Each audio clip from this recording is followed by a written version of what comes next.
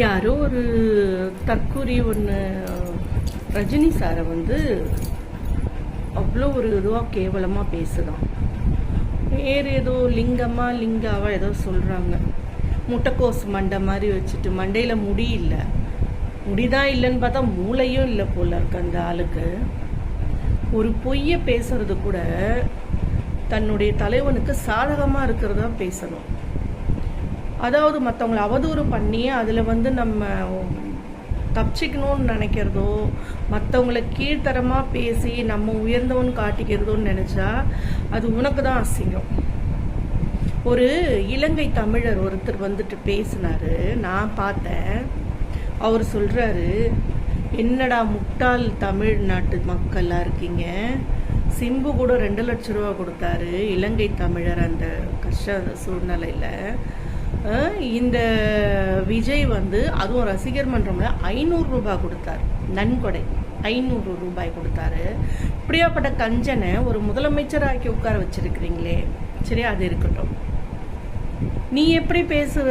ரஜினியை வந்து கஞ்ச பேசினாருன்னு சொல்ற. அவர் வந்து யாருமே உங்களை மாதிரி 500 ரூபாய் கொடுத்தத ரீல்ஸ் போடுறதும், தங்க மோந்திரம் எல்லாருக்கும் தாய்மாமன் சீர்தரன்னு சொல்லிட்டு கவர்மெண்ட் ஸ்கூலில் சும்மா எத்தனை பேருக்கு, கவர்மெண்ட் ஹாஸ்பிட்டலில் பிறந்தவங்களுக்கு எத்தனை பேருக்கு பண்ணீங்களோ, ஸ்கூலில் கொண்டு போய் ரீல்ஸ் போடுறதெல்லாம் நல்லவங்க பண்ண மாட்டாங்க. நிறைகுடம் ததும்பாது.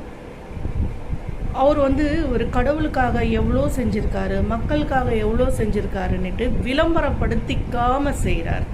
அதனால தான் அவர் கடவுளோட பிள்ளை மாதிரி இன்னமும் இந்த வயசுலேயே நல்லா இருக்காரு. இந்த வயசுலலாம் நீங்கள் உயிரோடு இருப்பீங்களானே தெரியாது. சரியா? பேசுறதுக்கு ஒரு தகுதி வேணும். நான் யாராக இருந்தாலும் சரி, நியாயம் தான். அவ்வளோ ஒரு பெரியவர், அப்படி கஷ்டப்பட்டு முன்னுக்கு வந்தவர்.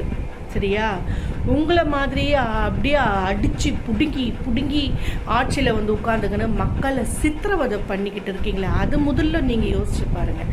அதையும் வந்து நியாயப்படுத்தி வேற பேசுகிறீங்க பாருங்க. அணில் குஞ்சு பொம்பளைங்கள்லேருந்து ஆம்பளைங்க வரைக்கும், அதை விட அது படு கேவலமாக இருக்குது. ரஜினி சாரை பேசுகிறதுக்கு உனக்கு தகுதியே கிடையாது. அவரை போய் பேசுகிற முதல்ல நீங்கள் என்ன செஞ்சீங்க? கொடுத்த வாக்குறுதியில் ஒன்று கூட நிறைவேற்ற. எங்கள் அண்ணன் நல்லது செய்கிறாருன்றீங்களே, நல்லது எதை செஞ்சார்? ஏற்கனவே இருந்ததெல்லாம் ஸ்டிக்கர் ஒட்டி தான் கொடுத்துட்ருக்குறீங்க. எத்தனையோ சொன்னீங்க, அதில் ஒன்றே 2500 ரூபா கொடுத்தீங்களா, இல்லை சிலிண்டர் கொடுத்தீங்களா, இல்லை வந்து டிகிரி படித்த பிள்ளைங்களுக்கு பணம் கொடுத்தீங்களா? எதுவுமே செய்யலை. செஞ்சு வச்சுட்டு போனதை நீங்கள் வந்து பெருமை வாங்கிக்கிறீங்க. முதல்ல முட்டாளாக இருந்து கேவலமாக பேசி உங்கள்